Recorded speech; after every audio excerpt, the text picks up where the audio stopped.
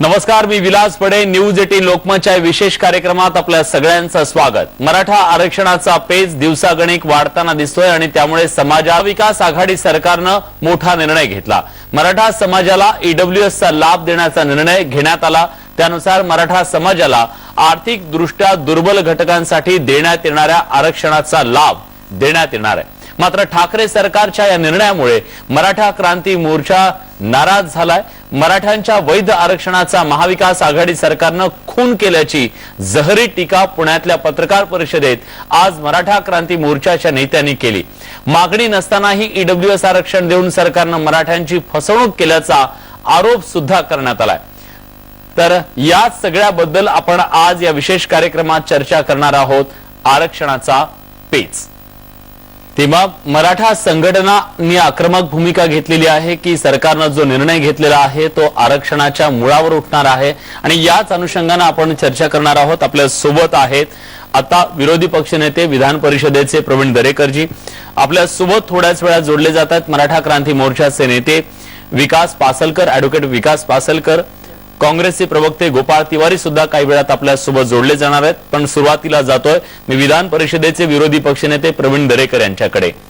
दरेकरजी, सरकारनं निर्णय घेतला, त्यांना असं वाटलं की कुठेतरी सुप्रीम कोर्टातली जी लढाई सुरू आहे, जो रोष आहे तो कमी होईल आणि म्हणून त्यांनी ईडब्ल्यूएसचं आरक्षण आपण तुम्हाला देतोय, 10% मराठा समाजाला आरक्षण देतोय, अशा आविर्भावात जो निर्णय घेतलेला आहे त्या निर्णयाच्या नंतर रोष कमी होण्याऐवजी रोष वाढताना दिसतोय. सरकारचं नेमकं कुठे चुकलं, काय चुकलं? नाही, खरं म्हणजे सरकारचा जर असा समज असेल की अशा प्रकारचा ईडब्ल्यूएसचा निर्णय घेऊन मराठा समाजाचा रोष कमी होईल तर ते मूर्खाच्या नंदनवनात वावरतायत असं माझं स्पष्ट मत आहे. याचं कारण जे श्रीमंत कोकाटे यांनी सांगितलं ती सार्वत्रिक मराठा समाजाची आज महाराष्ट्रामध्ये भावना आहे हे मी बघतोय. मी जेव्हा फिरतोय, जिल्ह्यात जातोय, त्यावेळेला गेल्या 2 दिवसामध्ये मराठा समाजामध्ये आता त्या ठिकाणी प्रचंड प्रकारचा रोष आहे. त्याच्यामुळे त्या ठिकाणी असंतोष कमी होण्याच्या ऐवजी आता मराठा समाजाला वाटतंय की यांना आरक्षण देणं आता शक्य नाही आणि म्हणून ही पळवाट काढण्याचा केविलवाना प्रयत्न या ठिकाणी सरकार करताना दिसतंय. याचं कारण जर 25 तारखेला त्या ठिकाणी तारीख आहे तर त्या तारखेला एससीबीसीचा निकाल प्राप्त करून घेणं आवश्यक होतं. याचा अर्थ की तुम्हाला आता कॉन्फिडन्स राहिलेला नाही की एससीबीसीचं आरक्षण आम्ही देऊ शकू, देणारच आहोत. कारण आपण जे मगाशी कोकाटे म्हणाले तीच वस्तुस्थिती आहे. कारण हे 10% आरक्षण संविधानाने दिलेलं त्या ठिकाणचं आहे, ज्याच्यामध्ये देशातील ब्राह्मण समाजापासून सर्व अनेक समाज आहेत आणि त्याच्यामध्ये मराठा समाजाला काय वाटा येणार याचं जरा आकडेवारी सहित स्पष्टता करण्याची आवश्यकता आहे. आता ज्या 2-2.5 हजार मुलांचाच विषय आहे त्याच्यामध्ये काही शेकड्यांनी पण मुलं त्या ठिकाणी येत नाही. कारण ईडब्ल्यूएस मध्ये जो 8 लाखाचं लिमिट आहे त्या लिमिटच्या वर आज बऱ्यापैकी मध्यमवर्गीय असतो आणि मराठा समाजाला आरक्षण मागत असताना त्या ठिकाणी शैक्षणिक आणि नोकऱ्या हा महत्वाचा विषय आहे आणि त्या ठिकाणी आर्थिक निकष चालणार नाहीत. कारण मराठा समाजामध्ये आज त्या ठिकाणी खरा म्हणजे शिक्षण क्षेत्रामध्ये ते मागे राहतात, केवळ आम्हाला आरक्षण नाही म्हणून. दुसऱ्या बाजूला त्या ठिकाणी नोकऱ्यांमध्ये भरती असेल, प्रमोशन्स असेल, त्या ठिकाणी केवळ आरक्षण नाही म्हणून मागे राहतात. आणि त्याच्यामध्ये मुळात मागण्याच वेगळ्या आहेत. तुम्ही ईडब्ल्यूएसचं देऊन काही मेहरबानी करत नाही, ईडब्ल्यूएस लागूच आहे ते, तुम्हाला देण्याची वेगळ्याने आवश्यकता नाही. उलट तुम्ही स्वतंत्रपणे कॅबिनेटचा निर्णय घेऊन जो पूर्वी घेतला होता, दबाव आल्यानंतर कॅन्सल केला, पुन्हा आता जो घेतलाय, अशा प्रकारच्या निर्णयाने तुम्ही केस त्या ठिकाणी कमकुवत करताय. उद्या सुप्रीम कोर्ट त्या ठिकाणी विचारणार आहे की तुम्हाला आता घाई कशासाठी. आता ईडब्ल्यूएस तर त्या ठिकाणी आहे आणि जी गंभीरता त्या ठिकाणी कोर्टाच्या नजरेत किंवा जो प्रेशर होता तो आज आपसूक त्या ठिकाणी निघालेला आहे. आणि माझा तर स्पष्ट आरोप आहे केस वीक त्या ठिकाणी होते आणि तशा प्रकारचा निर्णय या ठिकाणी सरकारने घेतल्यामुळे त्यांच्या आता इच्छाशक्तीवरच या ठिकाणी संशय निर्माण झालाय. ठीक आहे. जो तुम्ही पाहाल आता मराठा समाज खऱ्या अर्थाने त्या ठिकाणी उद्रेकाला संतापाला सुरू झालाय. जे आज पुण्यात झालं, रमेश केरे पाटील किंबहुना नावा संघटनेचे जावळे आता महाराष्ट्रात ना खऱ्या अर्थानं लोक रस्त्यावर उतरत आहेत की जे मागितलंच नाही ते देत आहे आणि जे आम्हाला हवंय त्यापासून पळ काढण्याचा प्रयत्न या ठिकाणी होतोय. आता सरकारला खूप त्या ठिकाणी मराठा समाजाच्या आरक्षणाच्या विषयावर या ठिकाणी आता उद्रेकाला सामोरे जावं लागणार आहे. बघूया या सगळ्याबद्दल आता सरकारचं नेमकं काय म्हणणं येतंय, कारण आता आवाज जो आहे या निर्णयाच्या विरोधातला तो अधिक तीव्र होतोय. आता आपल्यासोबत काँग्रेसचे प्रवक्ते गोपाळ तिवारी आहेत, मला त्यांच्याकडे जायचं आहे. गोपाळजी, तुम्ही निर्णय तर घेतला, पण त्या निर्णयाच्या नंतर या निर्णयाच्या विरोधात जो आवाज उठतोय तो आता शांत कसा करणार, कसं समजून सांगणार की तुम्ही जो निर्णय घेतलेला आहे तो अत्यंत महत्वाचा होता, जेव्हा की सुप्रीम कोर्टातली ही लढाई अंतिम टप्प्यात आलेली असताना हा निर्णय घेणं का गरजेचं होतं, का हा निर्णय घेतला, काय साधलं? विशालजी, याच्यामध्ये जर आपण बघितलं तर याची क्रोनॉलॉजी बघितली तर एक 2च मिनिटात सांगतो की याच्यामध्ये ओबीसीला धक्का न लावता आरक्षण देणं हे सगळ्यांचीच भूमिका आहे, त्याच्याबद्दल अजिबात शंका नाही. दुसरं, आरक्षण हे 50-51% पुढे जातं ही वस्तुस्थिती नाकारत नाहीये. म्हणजे ओबीसीला जर धक्का लावायचा नसेल तर ही वस्तुस्थिती. मग अशा परिस्थितीमध्ये तामिळनाडूच्या धर्तीवर जर विशेष बाब म्हणून आपल्याला आरक्षण द्यायचं असेल तर त्यावेळेला पृथ्वीराज चव्हाणांचं सरकार असताना नारायण राणे समिती स्थापन केली आणि सर्वे केला. सर्वे मधनं जे काही आराखडा, कच्चा आराखडा एक देण्यासारखी परिस्थिती समोर आली, त्या ठिकाणी सकृत दर्शनी असं वाटलं की 100% यांची ज्या मागण्या आहेत त्या वाजवी आहेत आणि यांना दिलं पाहिजे.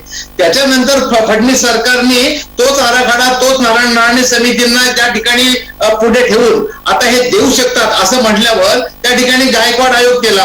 गायकवाड आयोग हा मागासवर्गीय आयोग, म्हणजे जे जर ऑब्जेक्शन घेतात तर त्यांनीच जर हे रिकमेंड केलं कोर्टाला तर त्या ठिकाणी काहीच प्रश्न नाही.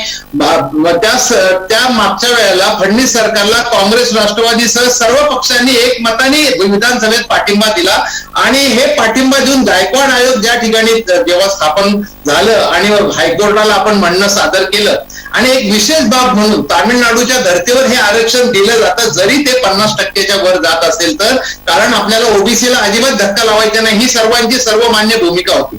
अशा परिस्थितीमध्ये त्याच वेळेला 2017-18 साली 102च्या घटना दुरुस्तीचा घाट घालायचं कारण काय आहे? भाजपचा त्या ठिकाणी म्हणजे पाठीत खंजीर कुणी खुपसला.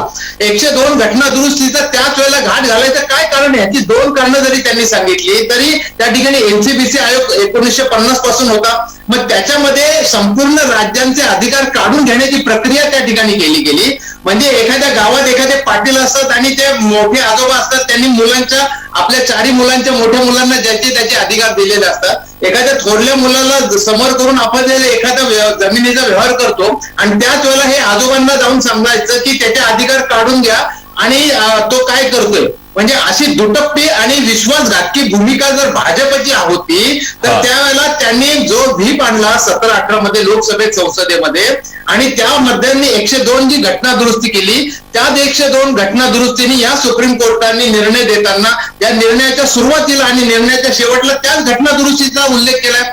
आम्ही म्हणतो ठीक आहे, तुम्हाला जर हे संपूर्ण एनसीबीसीचे अधिकार केंद्रीय आयोग जो निर्माण केला, आता जी अमेंडमेंट केली आहे त्याच्या पद्धतीने 11 ऑगस्ट 2018 हा जो केला त्याच्याप्रमाणे जर तुम्हाला अधिकार काढून घ्यायचा असेल तर ठीक आहे. म्हणजे यांना परत उपकृत केल्याची भावना आपल्याला स्वतःकडे ठेवायची भाजपला, हे क्रिस्टल क्लिअर आहे. हे काय सांगतात, कुठलं म्हणजे सोच हुए खाके बिल्ली चली हाचको असा प्रकार झाला यांचा. ठीक आहे, मी त्याच्याबद्दल विचारतो. माझ्या प्रश्नाला मात्र तुम्ही सपशेल बगल दिली आहे. मी तुम्हाला थेट प्रश्न विचारला होता. आता राज्य सरकारनं ईडब्ल्यूएसचा निर्णय घेतलेला आहे, हा निर्णय घेऊन नेमकं काय साधलं? सरकारला काय साधायचं होतं? का हा निर्णय घेतला जेव्हा सुप्रीम कोर्टात अंतिम लढाई सुरू आहे? 25 तारखेला अंतिम सुनावणी. याच्यामध्ये फक्त टेम्पररी रिलीफ देण्याचं आम्ही हे केलं. अशोक चव्हाण आणि वडेट्टीवार आणि सर्व नेत्यांनी हे जाहीर केलेले की हा आरक्षण हे अंतिम नाही, आम्हाला मराठा समाजाला सगळे ऍडमिशन पूर्ण झाल्यावर कसला रिलीफ देत? नाही तसं होत नाही, आम्ही सांगितलं ना आता सांगितलं. श्रीमंत कोकाटे येतो तुमच्याकडे येतो. मला एक मिनिट, त्या श्रीमंत कोकाटेंनी सांगितल्याप्रमाणे ईडब्ल्यूएस मध्ये अनेक समाज वर्ग होतात. ते एकट्या मराठा समाजासाठी कोणी समर्थन करू शकणार नाही, लहान मुलगा पण करू शकणार नाही. हे काय? आणि मला अजून एक मुद्दा सांगायचा आहे की हे ज्या काही छोट्या छोट्या गोष्टी आहेत की वकील तिथे होते नव्हते, ते बोलले नाही, हे सगळं कोरकटपणा आहे. जो आपण त्या ठिकाणी प्लेंटिफ सादर करतो, लेखी ज्या म्हणणं सादर करतो ते कोर्टात जास्त ग्राह्य पकडलं जातं. हे आणि त्या प्लेंटिफ मध्ये जर काही चुकीच्या होते तर यांनी पत्रकार परिषद घेऊन ते परिच्छेद वाईज पॅरा वाईज दाखवायचं की हे चुकीचा उल्लेख केलाय तुम्ही कुठल्या गोष्टी, म्हणजे जो गोपाळजी माझा थेट प्रश्न आहे, तुम्ही बाकी सगळ्या गोष्टी बोलताय, माझा थेट प्रश्न आहे विशाल, आज ईडब्ल्यूएसच्या माध्यमातून सरकारनं जो निर्णय घेतला लाभ देण्याचा, हा निर्णय घेण्याची काय गरज होती, काय साधायचं होतं सरकारला ते तरी सांगा एकदा. त्याच्यामध्ये टेम्पररी रिलीफ म्हणजे आता त्याच्यातले जर एक 2-5% जरी त्यांना त्या ईडब्ल्यूएसच्या माध्यमातून कुणाला न्याय मिळाला मराठा समाजाच्या मुलांना, तर तेवढ्या तरी किमान आपण देता येत असेल तर येऊ. हे वारंवार आम्ही सांगितलं तुम्हाला रिलीफ द्यायचा आहे, त्याच्यासाठी तुम्ही हा निर्णय घेतला असं तुम्ही सांगताय. प्रवीणजी येतो मी तुमच्याकडे. विकास पासलकर आता आपल्या सोबत जोडले गेलेले आहेत. विकासजी, जी भूमिका सरकारकडून घेतली जाते ते म्हणतात की आम्हाला टेम्पररी रिलीफ द्यायचा आहे म्हणून हा निर्णय घेतलाय, पण हा रिलीफ द्यायला सुद्धा उशीर झाला का? कारण सर्व महत्वाच्या ज्या मेडिकल पासून प्रवेश प्रक्रिया आहेत त्या तर आता संपून गेलेल्या आहेत. 100% तुम्ही म्हणता तसं की ईडब्ल्यूएसचा जर तुम्हाला रिलीफ द्यायचा होता तर वैद्यकीय प्रवेश प्रक्रिया, इंजिनिअरिंगच्या प्रवेश प्रक्रिया यामध्ये त्यांनी रिलीफ द्यायला पाहिजे होता. एक तर चुकीचा निर्णय घेतला. 2 गोष्टी आहेत, हे कधी सरकारने समजून घेतलेलं नाहीये की ज्या वेळेस व्हीसी वरती ठरलेलं होतं की त्यावेळेस पटवाली यांनी स्वतः सांगितलं होतं की ईडब्ल्यूएस आरक्षणाचा पण निर्णय घेणं म्हणजे एसी व्हीसी आरक्षणाला सुप्रीम कोर्टामध्ये प्रॉब्लेम होऊ शकतो. यासाठी ईडब्ल्यूएसचा निर्णय हा आता घेऊ नये असं क्लिअर कट पटवाली यांनी राज्य सरकारला सुचवलेलं होतं. याच्यावरचं रेमेडी काय होती की या मुलांचे प्रवेश प्रक्रिया आणि नोकरीमधील संधी जर प्रोटेक्ट करायची होती तर यासाठी सुपरन्युमररीची सीट्स निर्माण करणं गरजेचं होतं, अधिसंख्या पद भरणं गरजेचं होतं. हे सरकारला आम्ही वेळोवेळी सुचवलेलं होतं आणि सरकारच्या सुप्रीम कोर्टच्या संपूर्ण प्रक्रियेमध्ये आम्ही समाज घटक म्हणून सरकारच्या बाजूने काम करत असताना आज सरकारने अचानक ईडब्ल्यूएसचा निर्णय घेतल्यामुळे आता उद्या मराठा आरक्षणाच्या एसीबीसीला ज्यांनी विरोधामध्ये ज्यांनी याचिका दाखल केलेल्या आहेत त्या विरोधकांच्या हातामध्ये आयतं पोलीस सरकारने दिलेला आहे. आता जर उद्या एसीबीसीच्या आरक्षणाचा निर्णय विरोधात केला तर याला कोण जबाबदार? तर याला सरकारची ही भूमिका जबाबदार आहे. आणि केवळ 100-200 विद्यार्थ्यांचा ईडब्ल्यूएसच्या या प्रक्रियेमध्ये ईडब्ल्यूएस हा 10% केंद्र सरकारने दिलेला आरक्षणाचा मुद्दा महाराष्ट्रामध्ये सर्व जाती एससी एसटी आणि ओबीसी हे आरक्षणातले वर्ग सोडून इतर सगळ्या, मग ब्राह्मण आल्या, याच्यामध्ये मुस्लिम आले, याच्यामध्ये मारवाडी आले, याच्यामध्ये लिंगायत आले, अनेक जातीचे लोक आहेत ज्यांना संधी मिळणार. 32% समाजाला तुम्ही 2%, 1% आरक्षणामध्ये घालणार आहात का? ईडब्ल्यूएसच्या आरक्षणामध्ये घालून तुम्ही ओबीसी नेत्यांच्या भूमिकेला बळे पडले का?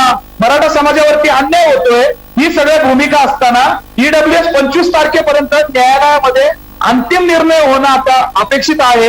या ठिकाणी न्यायालयाने राज्य सरकारच्या वकिलांना सांगितलं की तुम्ही 25 जानेवारीला पूर्ण तयारी करून या. संपूर्ण जे काय तुम्हाला म्हणणं मांडायचंय, मग प्रशासकीय सेवेतला असेल, मग प्रवेश प्रक्रियेमध्ये असेल आणि एकूण आरक्षणाचं सगळं कंपाईल करून तुम्ही या ठिकाणी 25 जानेवारीला सुप्रीम कोर्टमध्ये ही तुमचं म्हणणं मांडा. आपण अंतिम निर्णयाच्या दिशेने वाटचाल करत आहोत. त्याच वेळेस राज्य सरकारने हा अचानक कसा काही निर्णय घेतला? ह्या राज्य सरकारच्या या निर्णयामुळे समाजामध्ये अत्यंत तीव्र नाराजी आहे, गोंधळलेली परिस्थिती आहे.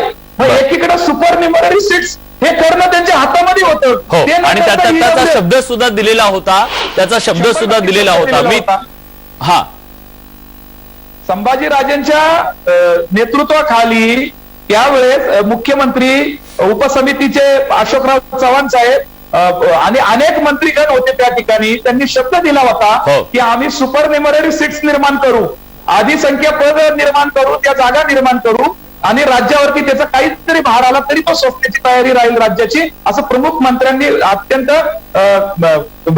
जबाबदारीने सांगितलं असताना अचानक हा निर्णय घेणं म्हणजे एसीबीसी आरक्षणाला अत्यंत मारक आहे. एसीबीसी आरक्षणाचा खून होऊ शकतो या विषयात. ठीक आहे, गोपाळजी उत्तर द्या.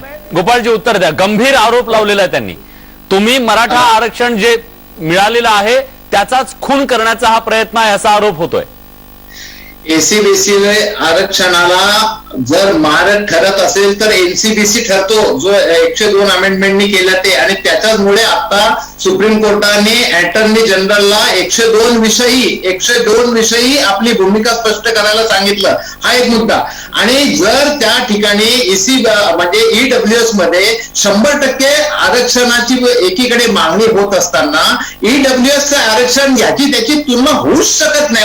हे अत्यंत म्हणजे पूर्ण दिशाभूल आणि गैरसमज आहे हा, की जिथे ईडब्ल्यूएसचं समर्थन कसं सुप्रीम कोर्ट कसं मान्य करेल, कोणीतरी करेल का, की ईडब्ल्यूएस हे सर्व समावेशक आहे. त्याच्यात मराठा समाज एक 2-5% आहे, अनेक समाज आहे आता सांगितलं तसं. त्याप्रमाणे हे त्याच्याविषयी हा त्याला पर्याय होऊ शकत नाही. ईडब्ल्यूएस हा मराठा समाजाच्या आरक्षणाला पर्याय होऊ शकत नाही. पूर्ण दिशाभूल करण्याचा प्रकार आहे. मूळ आरक्षण त्यामुळं बाद होऊ शकतं. कसं होऊ शकेल सांगा ना. मी सांगतो ना तुम्हाला गोपाळ, ऐका. ईडब्ल्यूएसच्या आरक्षणाची डेफिनेशन काय, ईडब्ल्यूएसच्या आरक्षणाची व्याख्या काय आणि मराठा समाजाच्या आरक्षणाची व्याख्या काय, तिथे फक्त मराठा समाजाचाच विचार होतो आणि ईडब्ल्यूएस मध्ये सर्व समाजाचा विचार होतो. कसं काय त्याची बरोबर करू शकतो. गोपाळ दादा, एक विषय समजून घ्या तुम्ही. मी आता सांगतो, तुम्ही पहिल्यांदा समजून घ्या की एससीबीसी आरक्षणामध्ये न्यायमूर्ती गायकवाड आयोगाने संपूर्ण महाराष्ट्रामध्ये सर्वेक्षण करून या समाजाचं सामाजिक मागासलेपण, शैक्षणिक मागासलेपण सिद्ध केलं. हा अहवाल विधान परिषदेमध्ये, विधिमंडळामध्ये हा अहवाल मांडण्यात आला. विधिमंडळानंतर उच्च न्यायालयाने या अहवालाला वैध ठरवलं. आज सुप्रीम कोर्टामध्ये त्याला स्थगिती मिळाली आणि आता अंतिम सुनावणी आहे. सुप्रीम कोर्टामध्ये हा विषय आता असा विरोधी बाजू असा मांडला जाईल की एका समाजाला, एका घटकाला एका वेळेस 2 आरक्षण देता येत नाही. ईडब्ल्यूएस आरक्षणाचा लाभ देणं आणि एससीबीसी मधनं मागणी करणं आणि एकाच वेळेस विधानमंडळाने केलेल्या कायद्याला हा या ईडब्ल्यूएसच्या निर्णयामुळे, जीआर मुळे छेद बसतो. हे स्वतः सरकारचे वकील पटवालिया यांनी व्हीसी मध्ये सांगितलं होतं. हे आमचं मत आहेच आहे, परंतु सरकारचे वकील पटवालिया आणि रोहतगी यांनी सुद्धा सरकारच्या व्हीसीच्या द्वारे आपलं मत मांडलेलं होतं की ईडब्ल्यूएस आरक्षणाची स्वीकृत. पासलकरजी, तुम्ही म्हणताय त्याचप्रमाणे जर सरकारनं हा निर्णय आज हितासाठी घेतला असेल तर मग याच्या आधी नाकारण्याचा जो जीआर काढलेला होता की मराठा समाजाला ईडब्ल्यूएसचा लाभ मिळणार नाही, मग तो जीआर कशासाठी काढला होता हा सवाल सुद्धा निर्माण होतो. इतक्या कमी काळामध्ये सातत्यानं हे जीआर बदलले जात आहेत. ही भूमिका का घेतली जाऊ शकत नाही? मी येतो एका छोट्याशा ब्रेक नंतर त्याच्याबद्दल चर्चा करूया. आणि तुम्ही ज्या घटना दुरुस्तीबद्दल बोललात, 102च्या घटना दुरुस्तीबद्दल मला प्रवीण दरेकर यांना विचारायचंय की खरोखरच तेव्हा हा कायदा करत असताना, आरक्षण देत असताना सुद्धा काही घटनात्मक चूक झाली आहे का? याच्याबद्दलची चर्चा ब्रेक नंतर. कुठे जाऊ नका, पहा फक्त न्यूज 18 लोकमत.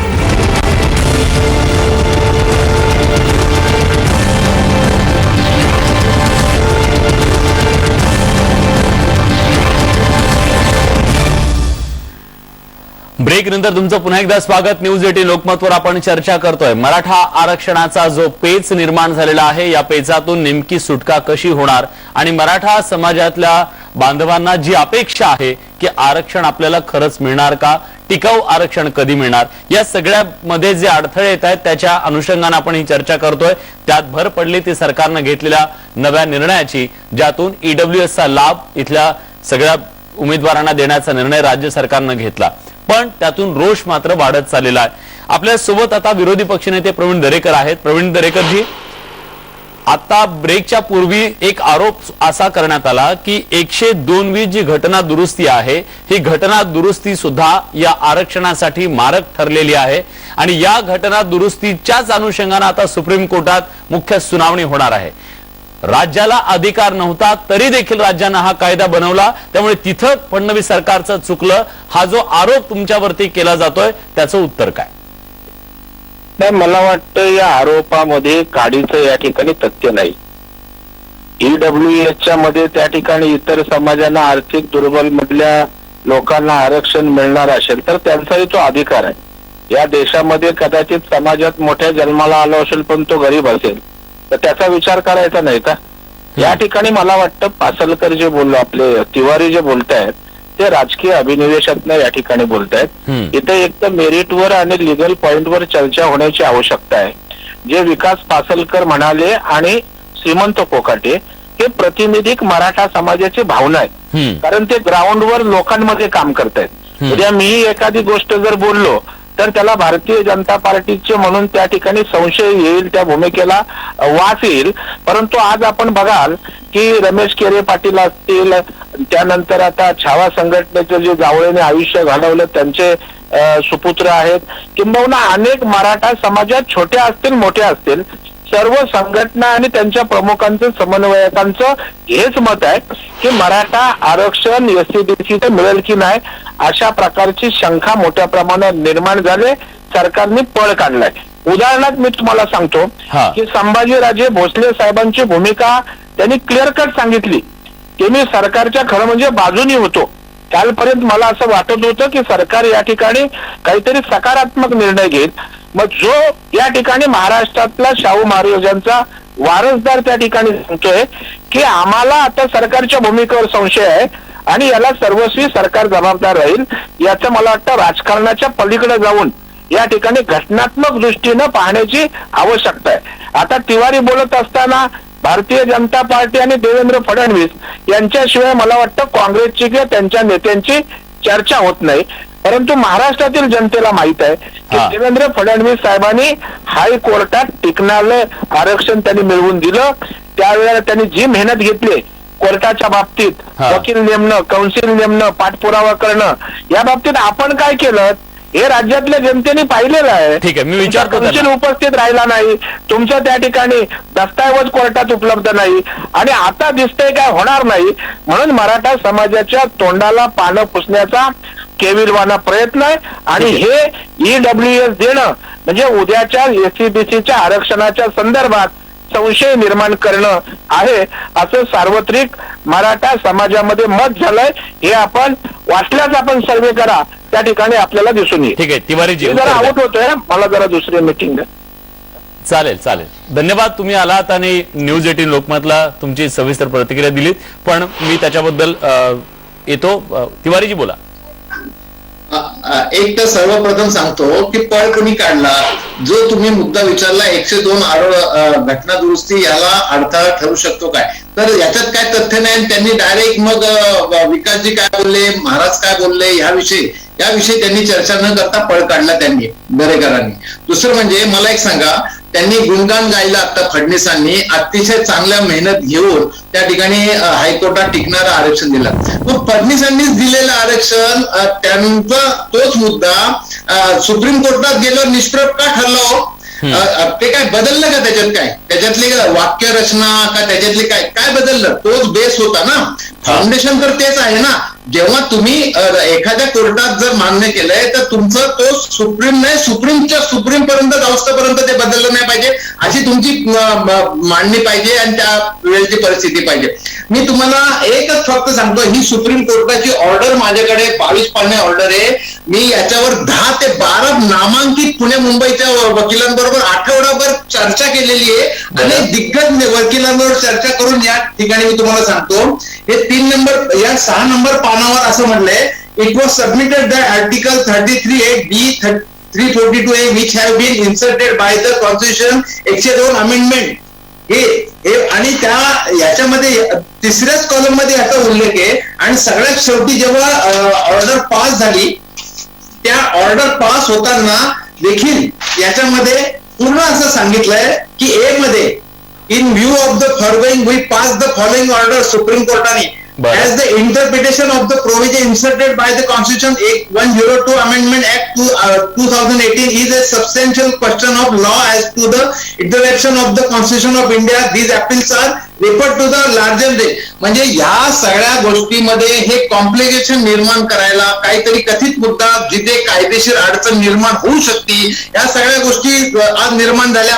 त्याच्यामुळे या ऑर्डर मध्ये दुसरं 102 घटना दुरुस्ती माझ्याकडे आहे. ते म्हणतात ना काँग्रेस बिंग्रेस सोडा, आपण मुद्द्यावर आणि घटना दुरुस्ती माझी 1 to 1 कधी पण तयारी आहे, कधी पण कुठल्याही स्टेजवर माझी तयारी करायला. या राजपत्रामध्ये असं लिहिलेलं आहे की जे 102 घटना दुरुस्ती ती जेव्हा मराठा आरक्षणाचं फडणवीसांनी 30 नोव्हेंबरला सांगितलं की दिवाळीला ढोल वाजवा गुलाल उधळा, त्याच वेळेला हे फडणवीस साहेब मात्र विचारले की 11 ऑगस्ट 2018ला 2 महिन्यापूर्वी राष्ट्रपतींनी जो GR सँक्शन केला त्याच्यात असं स्पष्ट म्हटलेलं आहे की the union and every state government shall consult the commission on all major policy matters affecting the socially and educationally backward classes. इतकं क्रिस्टल क्लिअर म्हटलेलं आहे.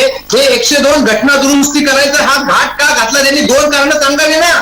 जर तुमची एवढी तळतळ होती तर मराठा समाजाला आरक्षण देण्याची आम्ही ओटात एक तोंडात एक करत नाही. पृथ्वीराज चव्हाण काँग्रेसचं सरकार असताना नारायण राणे समिती नेमली, ती प्रामाणिक आमचा प्रयत्न होता म्हणून नेमलेली आहे. आणि याच्यामध्ये तेव्हा सुद्धा प्रश्न निर्माण झाला की निवडणुकीच्या तोंडावर तुम्ही राणे समितीच नेमली आणि त्याचा राणे समितीचा अहवाल आलेला होता. पुढे राणे समितीचं काय झालं? मागास आयोगाचं खरं तर नेमणं गरजेचं होतं, तो सुद्धा नेमला नाही. अशा अनेक प्रश्न तुमच्याबद्दल सुद्धा उपस्थित झाले आणि आता 102व्या घटना दुरुस्तीच्या निमित्तानं सुद्धा या सरकारनं जे फडणवीस सरकारनं आरक्षण दिलं त्याच्यावर तुम्ही प्रश्न उपस्थित करताय. पण या सगळ्यामध्ये भरडलं जातंय कोण? तर इथला गेली 4 दशकं आरक्षणासाठी लढा देणारा मराठा बांधव. आता त्याला दिलासा कधी मिळणार, त्याला टिकाऊ आरक्षण कधी मिळणार, त्याला त्याचा हक्क कधी मिळणार, हा खरा सवाल आहे. एक छोटासा ब्रेक घेऊया. ब्रेक नंतर मला चर्चा करायच्या विकासजींना विचारायचंय पुढचा मार्ग काय आहे, 4 दशकांची ही लढाई पुढे कशी जाणार आहे, याच्याबद्दलची चर्चा ब्रेक नंतर. कुठे जाऊ नका, पहा फक्त न्यूज 18 वर.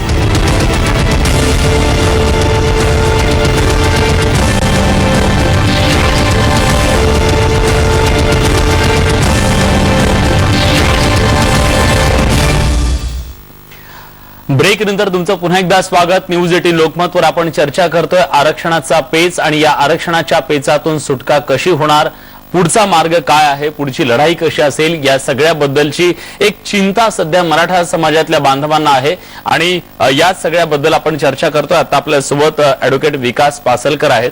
मला त्यांच्याकडे जायचंय आणि त्यांना विचारायचंय, विकासजी, गेल्या 4 दशकांची ही लढाई आहे, लढाई अंतिम टप्प्यात येऊन पोहोचलेली आहे आणि या अंतिम टप्प्यात लढाई आल्यानंतर वेगवेगळ्या प्रकारचे अडथळ्यांची शर्यत आणि हे पेच निर्माण होत आहेत. एका बाजूला जर सरकार अशा प्रकारचा निर्णय घेत असेल तर तुम्ही जी भीती व्यक्त करताय ती भीती तुम्हाला का वाटतेय की सरकारनं आज या निर्णयाच्या बद्दल गुडघे टेकलेले आहेत, सरकारला कुठेतरी वाटतंय की हे आरक्षण कोर्टात टिकणार नाही, असं तुम्हाला का वाटतंय? हे बघा विलासजी, गेल्या अनेक महिन्यामध्ये अनेक वर्षामध्ये हा संघर्ष चालू आहे.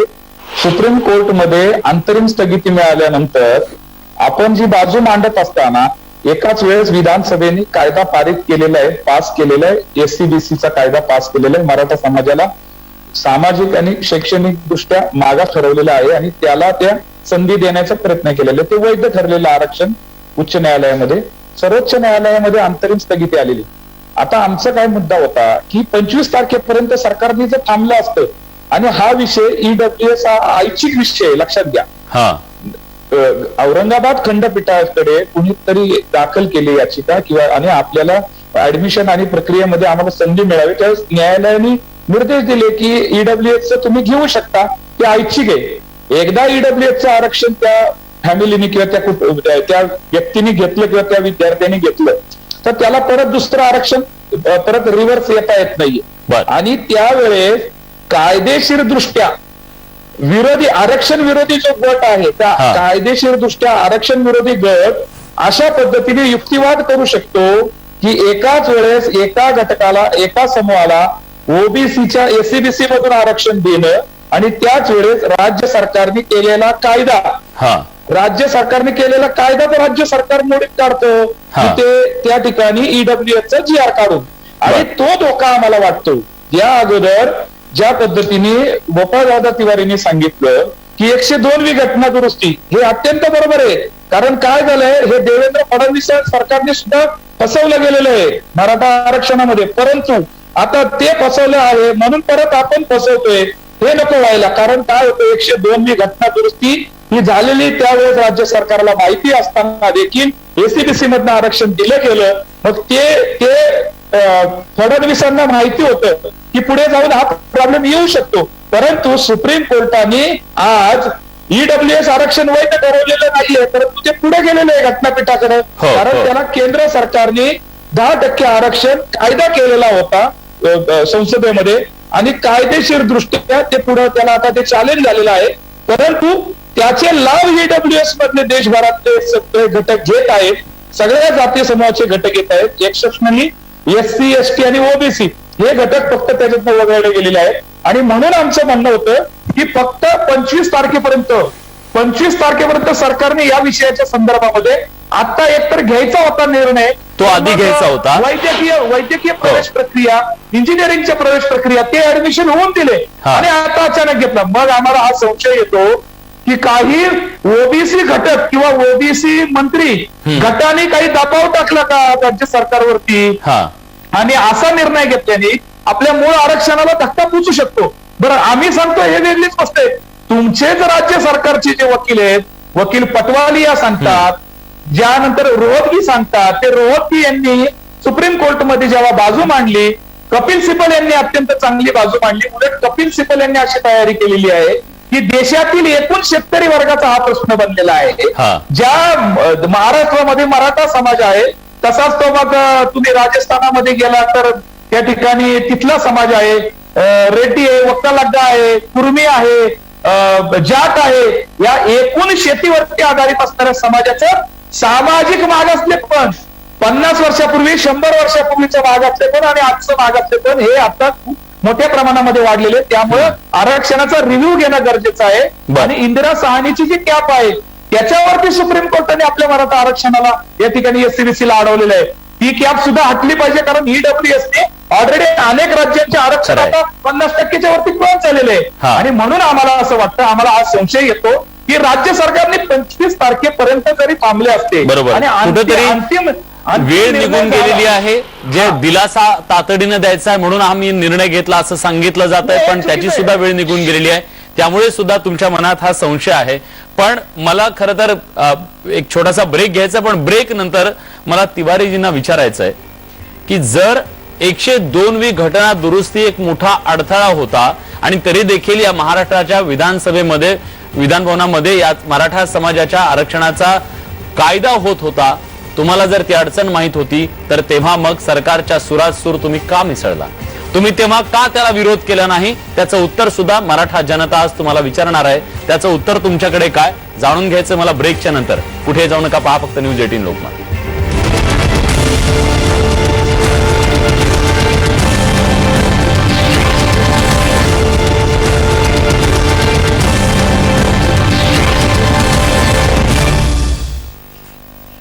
ब्रेक नंतर तुमचं पुन्हा एकदा स्वागत. न्यूज 18 लोकमतवर आपण चर्चा करतोय. मराठा आरक्षणाचा जो अभूतपूर्व पेच निर्माण झालेला आहे, एका बाजूला सुप्रीम कोर्टात ही अंतिम लढाई सुरू असताना एका मुद्द्याभोवती चर्चा सुद्धा आता होताना पाहायला मिळते, ती म्हणजे 102वी जी घटना दुरुस्ती आहे, या घटना दुरुस्तीवर सुप्रीम कोर्टानं एक प्रकारे त्याचा रिव्ह्यू करण्याचा निर्णय घेतलेला आहे, तर दुसऱ्या बाजूला विरोध त्याच्याबद्दल प्रश्न विचारतायत. गोपाळ तिवारींनी सुद्धा त्याच्याबद्दलचा प्रश्न विचारला. मला तिवारींना आता त्याच्याबद्दल एक प्रश्न विचारायचा आहे. गोपाळजी, जेव्हा महाराष्ट्राच्या विधानसभेमध्ये, विधान परिषदेमध्ये हा कायदा केला तेव्हा तो सर्वमताने, एकमताने केला की नाही? 100% विलासजी भदेजी. मुद्दा हा आहे, जेव्हा भाजपला तुम्ही हा दोष देता, शिवसेना, काँग्रेस, राष्ट्रवादी काँग्रेस, जेवढे सगळे पक्ष आहेत या सगळ्या पक्षांनी मिळून हा कायदा केलेला होता. मग 102व्या घटना दुरुस्तीमुळे मराठा आरक्षण धोक्यात येऊ शकतं, हा मुद्दा तेव्हा तुम्ही कायदा निर्माण करत असताना, कारण कायदा तर ह्या सगळ्या नेत्यांनी निर्माण केलेला, सर्व राजकीय पक्षांनी एकत्रित एकमुखानं केलेला आहे. मग अशा वेळी कुणालाच कसं हे लक्षात आलं नाही? सगळेजण याच्या दोषी आहेत का? त्याचं उत्तर काय? विलासजी, आपण म्हणतो ते त्याचा मी खुलासा करू इच्छितो. 2014 मध्ये जेव्हा फडणवीस सरकार आलं त्यावेळेला 9 जुलै 2014 सत्तेतील फडणवीस सरकारने 16% आरक्षणाचा ऑर्डिनन्स काढला. 9 जुलै 2014. 14 नोव्हेंबर 14ला ऑर्डिनन्स अंमलबजावणी होऊ नये म्हणून हायकोर्टामध्ये काहीतरी इंटरिम ऑर्डर निघाली. 18 डिसेंबर 2014ला हायकोर्टात सरकारने त्या ठिकाणी गेले ते जे हरकत होती ती डिसमिस केली. नंतर ती सुप्रीम कोर्टाने डिसमिस केली. 7 जुलै 14ला हायकोर्टाने अंमलबजावणीला स्टे दिला आणि 4/1/17ला राज्य सरकारने न्यायमूर्ती गायकवाड कमिशन नेमले. याचा जर घटनाक्रम बघितला तर याच्या नंतर आपल्या विनम्रपणे लक्षात आणून येतो की जुलै 17 आणि 18 मध्ये हा NEBC म्हणजे national commission for backward classes हा पूर्वी होता का? तर होता 100%. 1950 पासून हा आयोग अस्तित्वात होता, पण तो लिबरल होता. त्यांनी ज्या त्या राज्यांना आपले आपले अधिकार ठरवायचे दिले होते. विशेष बाब म्हणून कोणाला आरक्षण द्यायचे असेल, आर्थिक घटकावर आधारित काही द्यायचं असेल तर ज्या त्या राज्यांना हे अधिकार दिले होते. परंतु नेहमीप्रमाणे मोदी सरकार आणि भाजपचा जे सगळे अधिकार एकवटी करून या सगळ्यांना गुडघे सगळं ठीक आहे ना, त्याची चर्चा केली आपण. माझा मुद्दा अगदी थेट आहे. जेव्हा त्यांनी 102वी घटना दुरुस्ती केलेली आहे ते अधिकार केंद्राकडे घेतलेले आहेत असं तुम्ही म्हणताय. तुम्ही त्याचं सगळं प्रकटीकरण सुद्धा दाखवलेलं आहे. अशा सगळ्या परिस्थितीत जेव्हा इथं कायदा होत होता मराठा आरक्षणाचा तेव्हा तुम्ही आक्षेप का घेतला नाही? विरोधक म्हणून तुमचं ते काम होतं की तुम्ही खोटं करताय, हे चालता कामा नये, हे होता कामा नये, तुम्हाला अधिकार नाहीये हा कायदा करण्याचा. ही बाब तुम्ही तेव्हा का सांगितली नाही हा सवाल आहे. विलासजी, मी तुम्हाला पुन्हा सांगू इच्छितो, हे सर्व महाराष्ट्र विधानसभेत अगोदर झालं आणि त्याच्यानंतर हा ऑर्डिनन्सवर स्वाक्षरी झाली 11 ऑगस्ट 2018 राष्ट्रपती महोदयांची. हे पुन्हा पुन्हा मी तुम्हाला ह्याच्यासाठी सांगतो की तुमच्या घटनाक्रम लक्षात यावा. परंतु त्यावेळेला हा जेव्हा ऑर्डिनन्स आला याची या हायकोर्टात आणि सुप्रीम कोर्टाने पण दखल घेतली. तुम्हाला 2 गोष्टी, रणजित मोरे आणि भारती डांगे यांनी हा स्टे फडणवीस सरकारचं म्हणणं ग्राह्य धरलं. याबाबत देखील बाहेर काय चर्चा आहे. त्याच्यानंतर गोगोईंनी हे आरक्षण दुर्लक्ष केलं. ज्या गोगोईंना यांना दुसऱ्या दिवशी राज्यसभेची शपथ दिली. आता जर फडणवीस सरकारने हे जर ठोस जे काही आपल्याला करायचंय ते ताऊन सुलाखून जर केलं असतं, आज आमच्यावर ज्या कामाला टाकतायत त्यावेळेला हे ठोस केलं असतं. ह्या सगळ्या गोष्टी संभाव्य गोष्टी तुम्ही म्हणताय की ह्या सरकारचं म्हणजे फडणवीस सरकारनं आरक्षण देताना चूक केलेली आहे. आरोप प्रत्यारोप होत आहेत, पण या आरोप प्रत्यारोपांच्या मध्ये इथला मराठा समाज जो गेली 4 दशक आरक्षणाची वाट पाहतोय त्याला मात्र आज आरक्षण हवंय. कुठल्याही प्रकारची धुळफेक त्या तरुणांना नको आहे. त्यांना शिक्षण आणि नोकऱ्यांमध्ये कुठल्याही प्रकारे सवलत हवी आहे. त्यांना या आरक्षणाची मदत हवी आहे. ती कशी मिळणार हा सवाल आहे. हा पेच लवकरात लवकर सुटावा, सुप्रीम कोर्टातली सुप्रीम लढाई जिंकावी हीच आशा आणि अपेक्षा. आज या चर्चेमध्ये आपण आलात, आपले मुद्दे मांडलात त्याबद्दल मी आपल्या सगळ्यांचे मनापासून आभार व्यक्त करतो. या विशेष कार्यक्रमात आपण इथेच थांबतोय. ताज्या घडामोडींसाठी बघत रहा न्यूज 18 लोकमत.